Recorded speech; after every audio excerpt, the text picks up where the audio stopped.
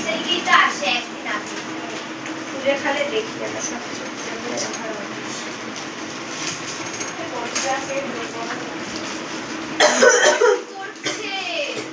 ঠিক আছে পরে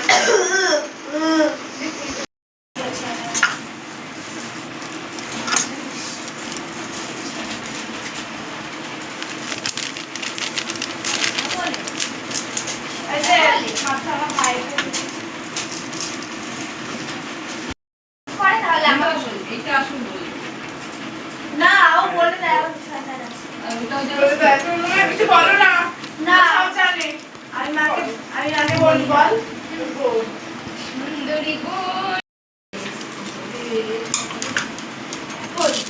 কালকে তিনটা ধরে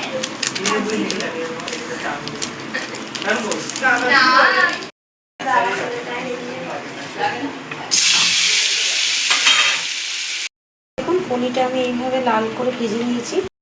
কড়াইতে তেল গরম হয়ে গেছে, এবার আমি মাংসগুলো এর মধ্যে ছেড়ে দিয়ে ভেজে নেব।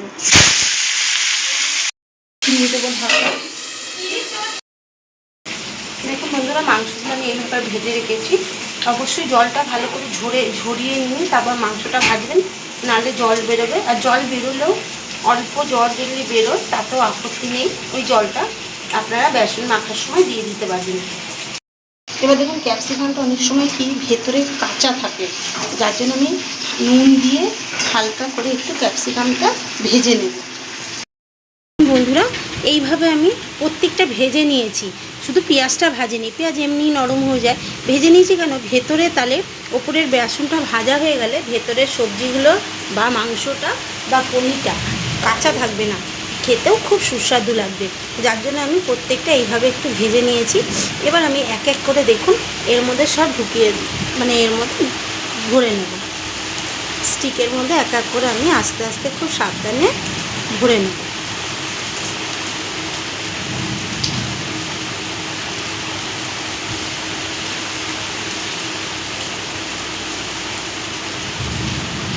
পনিরটা খুব সাবধানে ভরতে হবে, পনির এমনিই নরম।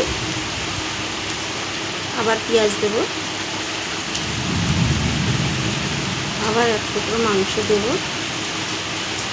মাংসটা একটু হাত দিয়ে আপনারা ছোট করেও নিতে পারেন।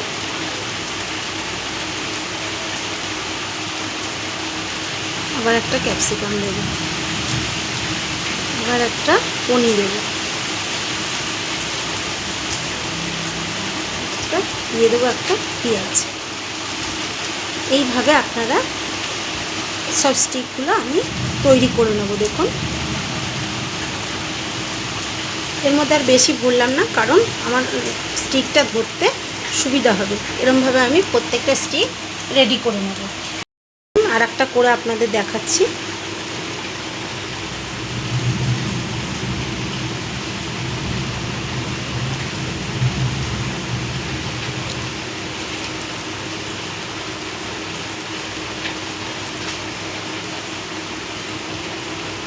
এরকমভাবে আপনারা প্রত্যেকটা ভরে নেবেন, আর আশা করি ভেজে নিলে আরও খেতে খুব টেস্ট হবে।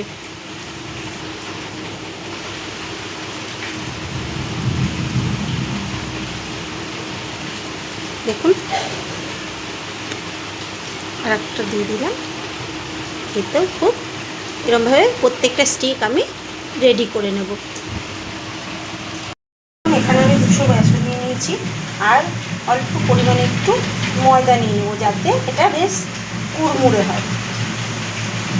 নিয়ে নেবো। এবার এর মধ্যে আমি নিয়ে নেবো গোলমরিচ, লবণ আর পরিমাণ মতো একটু চিনি আর হলুদ। নিয়ে নেবো নুন, চিনি, হলুদ, হলুদটা বুঝে নেবেন। নিয়ে নেবো গোলমরিচ গুঁড়ো, আর এখানে আদা রসুন আর লঙ্কা গ্রেট করে রেখেছিলাম সেটা নিয়ে নেব। নিয়ে আমি অল্প অল্প জল দিয়ে এটাকে ভালো করে মেখে নেব। বন্ধুরা, ব্যাটারটা আমি খুব বেশি পাতলা করিনি, একটু মানে ঘন, আপনারা দেখলে বুঝতে পারবেন এরকম একটু ঘন টাইপের করেছি, না হলে ওই বেসন আর ময়দাটা যে পেস্ট করে নিয়েছি, মিক্স করে নিয়েছি, এটা কোটা থেকে খুলে যাওয়ার ভয় আছে, তাই আমি এটা ঘন করে নিয়েছি। দেখুন বন্ধুরা, এইভাবে আমি স্টিকগুলো ভালো করে ভরে নিয়েছি। এবার এগুলো আমি বেসনে দিয়ে ভেজে নেব।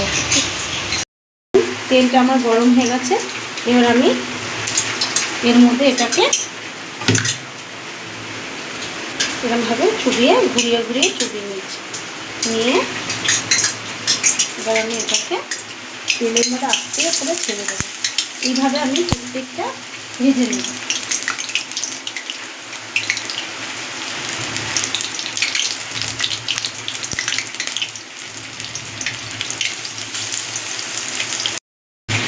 দেখুন আঁচটাকে কিন্তু অবশ্যই মিডিয়াম আঁচে রেখে এরকম করে খুব সাবধানে ভেজে নিতে হবে।